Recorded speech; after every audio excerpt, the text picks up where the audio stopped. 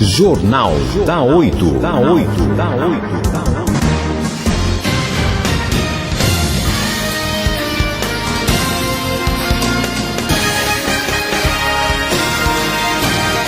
Estamos de volta aqui na Antena 8 FM e agora nós vamos falar sobre saúde ocular. Aí nós vamos conversar com o Dr. Carlos França Rangel. Ele é médico, oftalmologista, cirurgião de olhos, ex-presidente da Sociedade Brasileira da Catarata e Miopia. Ele é qualificado para falar das doenças, no caso, oculares, como conjuntivite, catarata, miopia, entre outras. Vamos dar boas-vindas aqui ao Dr. Carlos França Rangel, seja muito bem-vindo e agradecer desde já a pauta mais uma vez aí do Anderson Passos, da Mediana Comunicações. Doutor, seja muito bem-vindo aqui na Antena 8 FM. Bom dia, Fábio Ferreira, bom dia, ouvintes da Antena 8 FM de Caraguatatuba. É um prazer enorme estar nesta manhã aqui com vocês e um prazer maior ainda poder ajudar em respondendo perguntas que sejam pertinentes sobre a minha área. Nós ficamos muito felizes de receber o doutor aqui e para começar a gente gostaria de responder até algumas perguntas aqui que chegam aqui dos nossos ouvintes. Doutor, mudança de estação, mudando tudo, o clima fica diferente, principalmente aqui no litoral norte. No nosso caso, né, verão para outono, muito rápido, se intensifica os casos de conjuntivite, muitos casos. Por que isso ocorre, hein, doutor Rangel? Fábio, realmente toda mudança de estação faz com que as pessoas de alguma forma fiquem mais vulneráveis, a sua imunidade fica mais deprimida, ou seja, a resistência orgânica a determinadas doenças deixam as pessoas mais fragilizadas e por isso com maior chance de adquiri-las.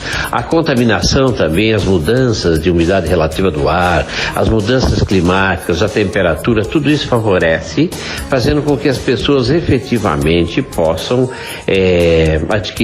ser contaminadas umas pelas outras, particularmente em crianças, não é? Onde o conglomerado, elas ficam mais juntas umas das outras, não é? Então em escolas e tal, ou por vezes em famílias onde uma pessoa pode contaminar a outra através de objetos de uso comum, como a toalha de rosto, como o contato direto. Então os fatores climáticos, da depressão, vamos dizer assim, imunológica, o aumento do número de germes é que levam a essa situação, Fábio. Doutor, as dúvidas são muitas, né? Muitos ouvintes, inclusive, questionando, até podem participar aqui na Antena 8 FM, mandando sua pergunta no 99640-4287, que é o nosso WhatsApp aqui do Jornal da 8. Doutor, quais são os tipos de conjuntivite? Qual que é o tratamento adequado, hein? Fábio, as conjuntivites mais comuns são a alérgica, a bacteriana e a viral. Nesta época do ano, a mais comum delas é a viral, não é? Então são vírus, assim como a gripe, o resfriado comum, se proliferam e pode ter alta contaminação, levando com que uma pessoa, uma vez contaminada, uma vez com conjuntivite, possa contaminar a outra.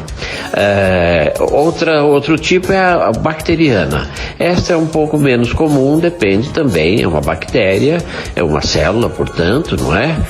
Não só um vírus, que é uma molécula, e essa célula pode então também passar para outra pessoa que esteja imunologicamente mais deprimida e por isso não tem anticorpos suficientes que possam combater. E por fim a alérgica. A alérgica não é tão não é contaminante e não é tão comum. Isso é mais em pessoas que têm alergia a determinados tipos de alergenos, ou seja, são condições em que ela, tendo contato com algo que produza alergia, como poeira, como pelo de animais ou qualquer outra coisa, possam então desenvolver um quadro de conjuntivite. Muda muito o tratamento, porque a conjuntivite alérgica tem que ser com anti-alergenos, né? Descobrir qual é o alergeno, o que causa a alergia e tentar evitar o contato.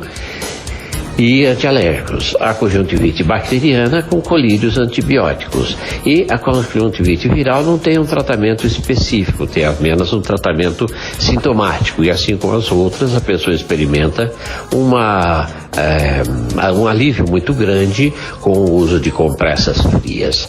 Mas em todas elas a higiene é o mais importante. Evitar o contato direto, as pessoas que estão com conjuntivite, evitar contato muito direto com as outras, lavar a mão, os olhos com frequência, fazer as compressas frias.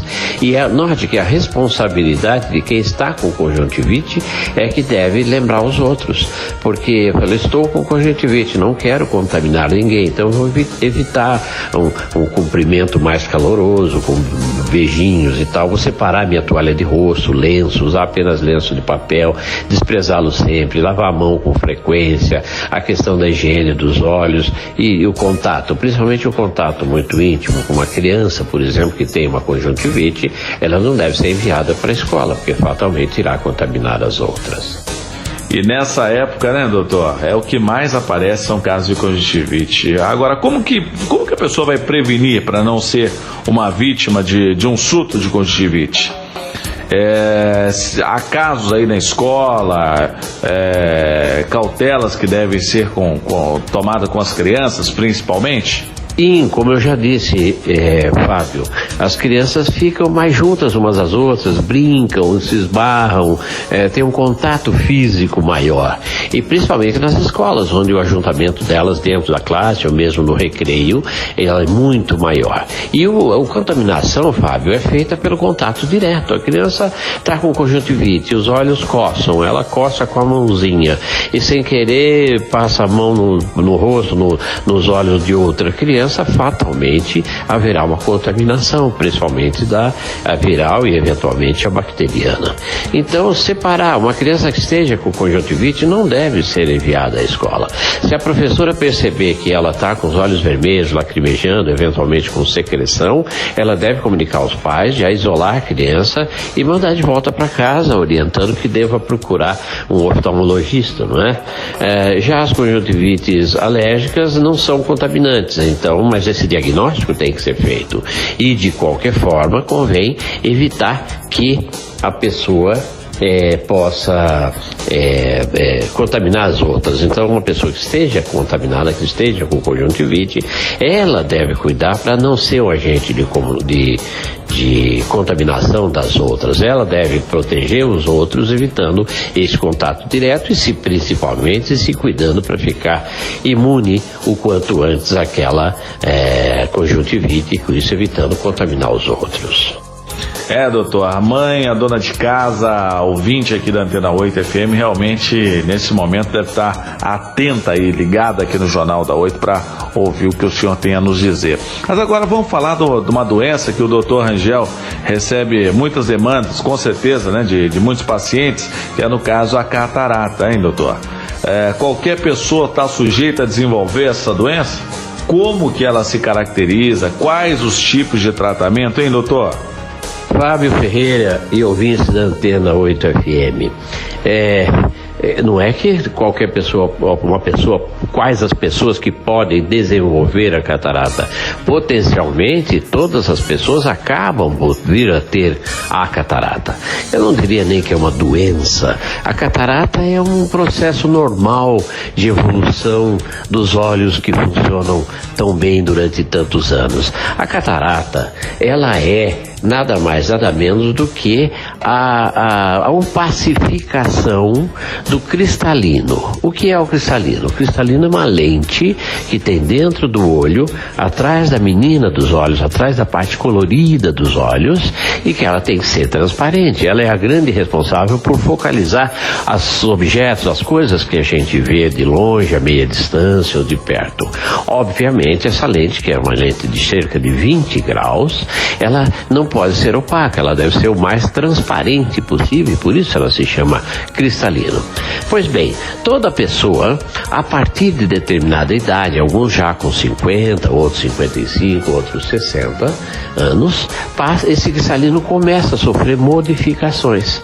Ele começa a ter começa a alterar muito o seu grau, porque a sua densidade se modifica e evolui para uma discreta opacificação. Esta opacificação, a lente vai ficando densa, vai ficando fosca. Essa opacificação vai evoluindo e por isso se chama catarata, como se uma catarata passasse pela frente dos olhos da pessoa e ela vai então gradativamente diminuindo, perdendo a sua capacidade de enxergar. A visão vai ficando embaçada, o cristalino perde a sua capacidade de focalização e depois de transparência. Então, eu diria que a catarata é uma condição normal, Fábio, do ser humano. Quem chega aos 60 começa a ter o catarata. Uma pessoa em cada 4 tem catarata a partir dos 60 anos.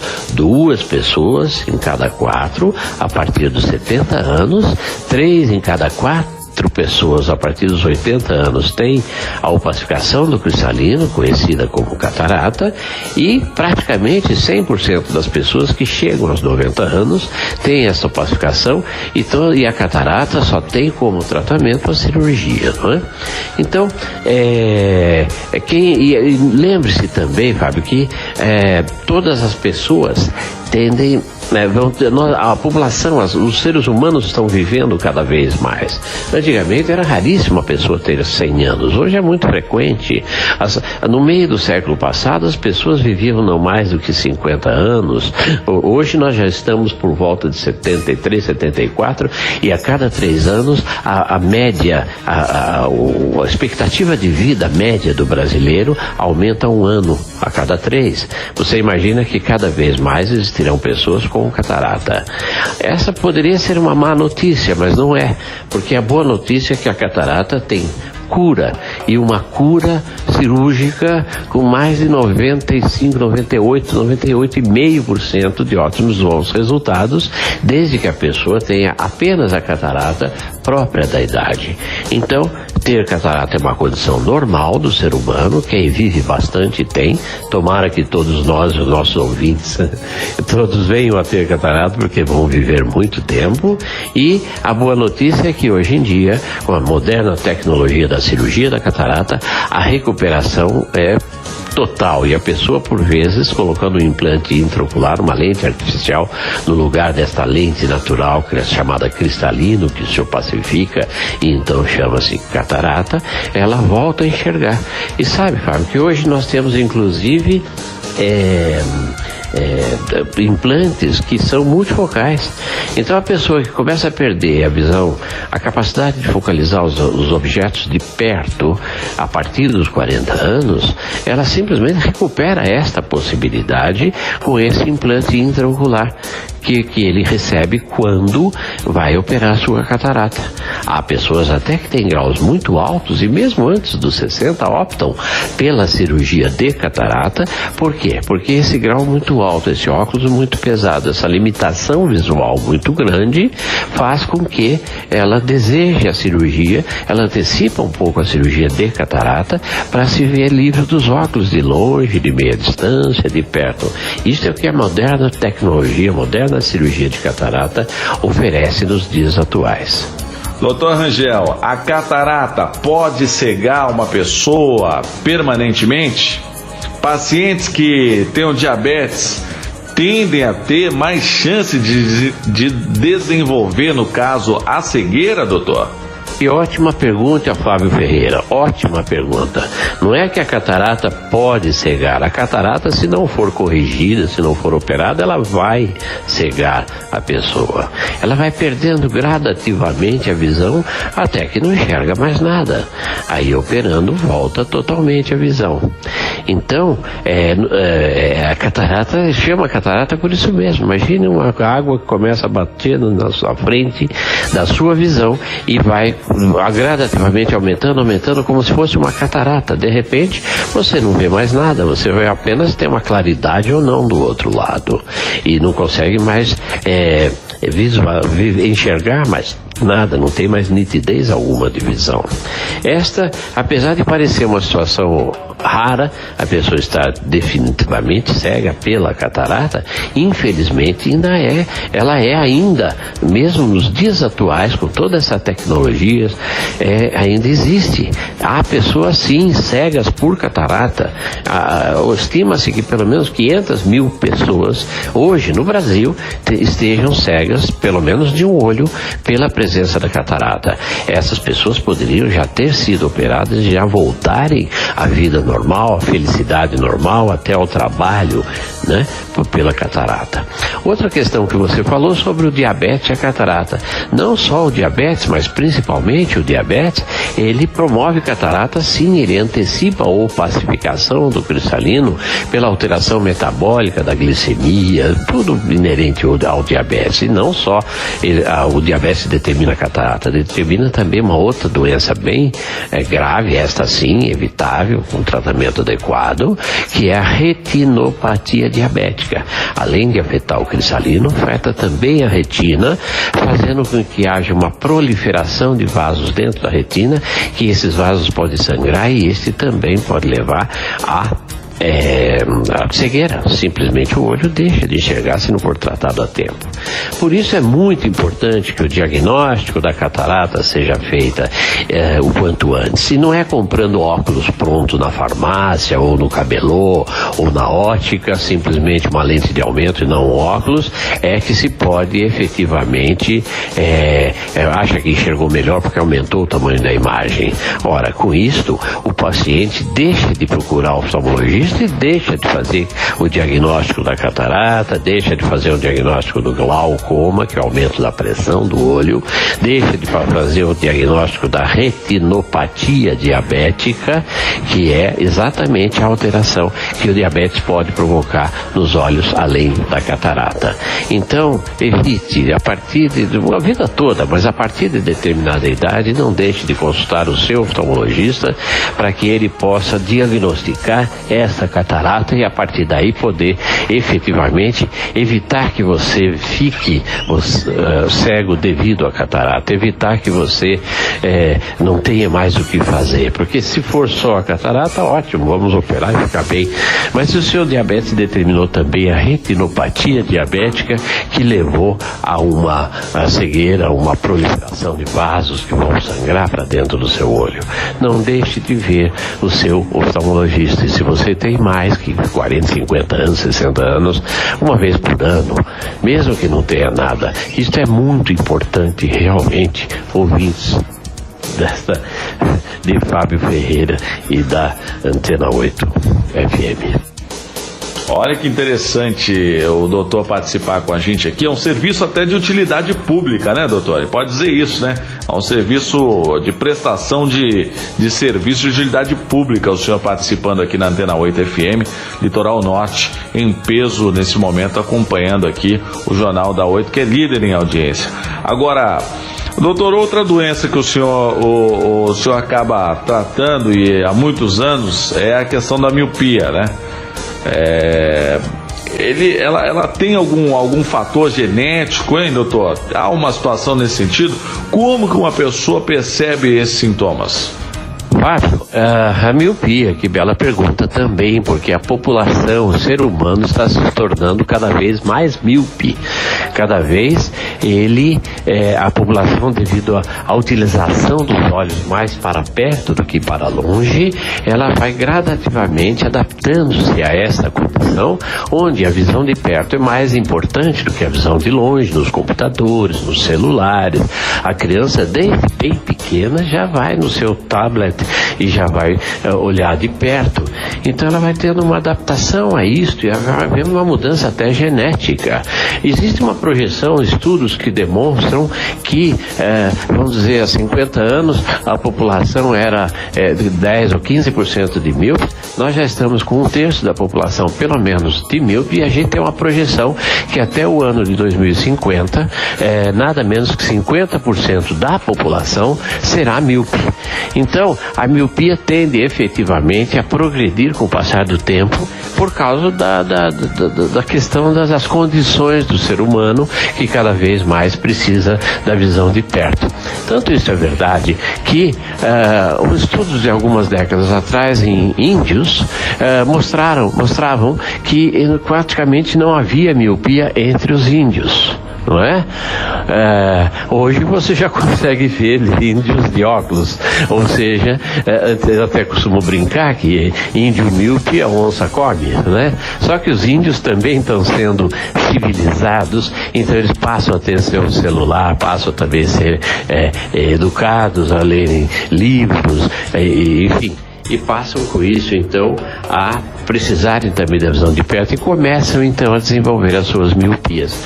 Portanto, alguns conselhos, principalmente para as crianças, sobre o desenvolvimento da miopia, eles devem ser tomados. Uma criança não deve jamais ficar horas e horas a fio apenas no seu celular, no seu tablet ou no computador. Ela precisa, pelo menos a cada, vamos dizer, 1 hora de computação, ter um mínimo, mais uma meia hora, 1 hora, olhando para fora, olhando no meio externo, olhando de longe, fazendo brincadeiras mais saudáveis como antigamente, fazendo brincadeiras na calçada, ou no quintal, ou esportes, enfim, alternar, porque sem dúvida que uma criança que fique o tempo todo olhando só de perto, ela vai ter um crescimento em que vai adaptar a visão, os olhos dela àquela situação. Então, não dê o seu celular para o seu filho só para ele ficar quietinho e você poder fazer outra coisa, ou um tablet em que ele fique o dia inteiro lá. O uso do computador, o uso do celular, o uso do tablet é muito importante no desenvolvimento intelectual, inclusive das crianças. Porém, tome cuidado, ela também precisa se desenvolver fisicamente, ela precisa fazer esporte, ela precisa correr, ela precisa tomar sol. E isso é muito, muito, muito importante, Fábio Ferreira, por isso eu agradeço muito a sua pergunta. Que você dê um tablet para o seu filho, ótimo, ele vai se intelectualizar, ele vai se ilustrar, mas saiba alternar, dê também uma bola para ele, dê também uma corda de pular, ou dê uma vida de convívio social com outras crianças, além dessa atividade exclusivamente ocular e visual que é o computador. A criança precisa desenvolver também fisicamente, socialmente, senão nós vamos criar uma geração aí de pessoas que mal vão conseguir falar uma com as outras. E isso é muito importante. Viva o computador, viva o tablet, viva o celular, mas viva muito mais a vida ao ar livre, vida de esportes, vida de corridas, vidas de natação, vida de jogar bola, enfim, vida saudável para essas crianças que devem tomar sol, que devem olhar de longe, devem desenvolver não só seus olhos, mas todo o seu corpo de uma maneira ideal. Que esclarecedor, é interessante ter a sua participação hoje aqui, viu, doutor? Gostaria muito aí de agradecer mesmo o Anderson Passo, toda a equipe, trazendo sempre pautas muito boas aí para o nosso jornalismo aqui da Antena 8 FM, muito legal. Agora, o doutor, muitas vezes os pais percebem uma queda de rendimento dos seus filhos dentro da escola, né? Falando dos jovens, dos adolescentes, das crianças, e aí só então procura depois de um tempo um oftalmologista para avaliação, a visão desses pequenos, né? Principalmente a criança. Qual que é o melhor momento de levar essa criança para essa primeira consulta, hein, doutor? Que sintomas as crianças apresentam que pode significar até mesmo um problema de visão? O que o senhor pode dizer para a gente? Os caros ouvintes e amigos da Antena 8 FM, que bom vocês terem uma pessoa tão preocupada com uma produção tão boa como essa de Fábio Ferreira, que leva perguntas tão interessantes e que nos dê a nós médicos a oportunidade de poder orientar, de poder falar coisas que são realmente importantes. Com certeza todos vocês amam os seus filhos, então vocês devem cuidar muito bem deles. Ele é o futuro que você talvez não tenha. Então, nossa, como é bom ter filhos. Eu já tenho filhos, aliás tenho netos também, e eu sei o que é isso exatamente? Fábio, com que prazer eu respondo essa sua pergunta. Você diz quando é que deve levar ao oftalmologista? Quando que deve observar se precisa? Você não deve observar nada, você deve simplesmente levar as crianças ao oftalmologista. O primeiro exame oftálmico, Fábio Ferreira, é feito na maternidade antes de sair do hospital depois do nascimento. Existem doenças que são diagnosticadas ainda logo que nasce.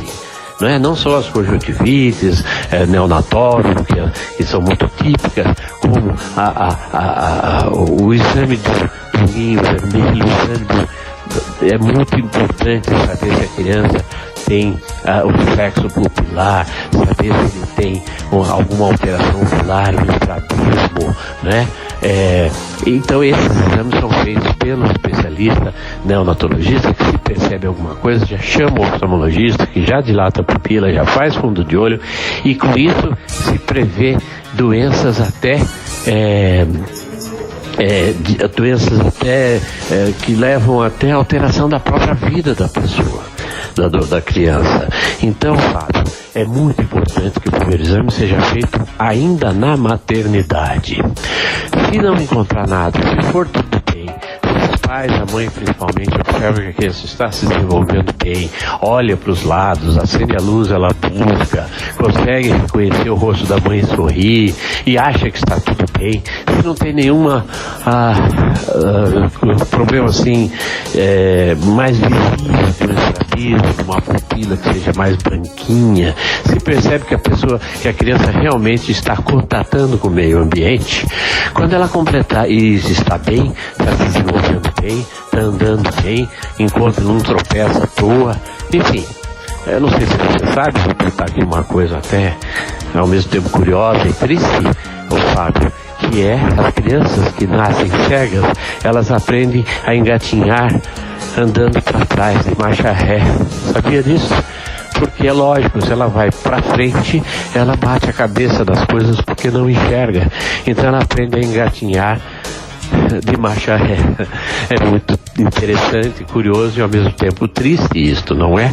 Pois bem, as crianças hoje em dia, com 2 anos, 2 anos e meio, elas já falam o suficiente, já entendem o que os pais querem e já pode ser desenhada uma letra E, bem grossa, num papel, e ela acompanha com a mãozinha se a letrinha E está para cima ou para baixo, para um lado ou para o outro. Pronto. Ela já está pronta para ir ao oftalmologista e vai colocar essa letrinha E cada vez menor, cada vez de um lado, para ela reconhecer junto com a mãe, com o pai, e a partir daí ela dizer exatamente como se fosse um adulto alfabetizado o quanto ela enxerga em cada olho. Olha que interessante. Aí ela vai poder ir lá e brincando, ela diz naquela distância, com aquele tamanho de letra, se a visão dela é normal ou não. Além disso, nessa idade já é possível fazer a refração, a medida do eventual grau que a criança possa ter. Então, os 2 anos e meio é importante. Vamos dizer uma coisa mais, Fábio Ferreira. A visão do ser humano se desenvolve do 0 até os 7 anos de idade. Passou dessa idade, o que conseguiu desenvolver a visão, conseguiu. O que não conseguiu, não desenvolve mais. Então, se a criança tiver um grau muito elevado e não for corrigido antes dos 7 anos, é claro, quanto antes melhor, ela simplesmente não vai enxergar depois mesmo com qualquer óculos. O que desenvolve a visão numa criança, Fábio, Fábio, eu vim por aí da 8FM de Caraguatatuba, desculpe, eu estou mais aqui no diálogo com o Fábio, mas para informar todo mundo. O que desenvolve a visão da criança é o fato dela enxergar. Assim como desenvolve as perninhas, é como ela andar. Assim como desenvolve a fala, ela treinando a falar, inicialmente errado e depois vai desenvolvendo. Pois bem, a vista, os olhos, é a mesma coisa. A criança aprende a enxergar enxergando. Ora, se ela tem um grau muito forte e ela não enxerga bem, a visão não vai se desenvolver bem. É aquilo que popularmente a gente chama de um olho preguiçoso, não é? Então, aos 2 anos e meio, na maternidade, depois aos 2 anos e meio, é obrigatório o exame da criança. Independente da escola mandar, independente de qualquer coisa. Seu filho está com 2,5, você consegue ver a letrinha aí para cada lado, fazendo com a mãozinha, leve ao seu oftalmologista. Depois, se não encontrar nada, se estiver tudo bem, ela estiver desenvolvendo bem, você pode tranquilamente brincar, saber se a criança, comparando a sua visão com a visão da criança, se ela vê bem, em distâncias diferentes, né? Se reconhece as coisas. Aí, se estiver tudo bem, não tem nada, está tudo normal, ela deve ser de novo levada quando vai começar a escolinha de alfabetização, não é? Digamos 6, 7 anos, quando ela vai para a escola de verdade. Sai do jardim. Aí é uma ótima oportunidade. Se ela tiver alguma coisa, ela vai usar muito mais os olhos para escrever, para perto e tudo mais. Esse é um momento muito bom de levar pela terceira vez. Desde que a criança não tenha nada, não é? Então não é quando levar, o que deve observar para levar. Não, deve levar na maternidade, exigir o teste do olhinho vermelho, deve fazer os 2 anos e meio para o oftalmologista, deve aos 6, 7 anos antes da escola. Depois daí a visão da criança já deve ter se desenvolvido, ou não. Tomara que sim. Se desenvolveu, tudo bem. Aí a cada 2, 3 anos, dependendo se a criança, o adolescente, o adulto tem ou não algum problema que deva ser acompanhado pelo oftalmologista. Mas jamais comprar óculos prontos, colírios, essa automedicação, que no caso dos olhos é ruim em qualquer setor, em qualquer especialidade médica, a automedicação. Mas na oftalmologia ela é muito mais grave. Então, óculos prontos, lente de contato comprado em farmácia em acompanhamento médico, adaptado de qualquer jeito em balcão de ótica. Cuidado, tomem cuidado. Vá ao seu oftalmologista. Ninguém vai direto ao protético para botar uma dentadura. Passa pelo dentista que sabe o que está fazendo. Ora, uma adaptação de lentes de contato é muito mais delicada e importante num órgão muito mais nobre do que uma dentadura. Então quem deve fazer isso é o seu oftalmologista.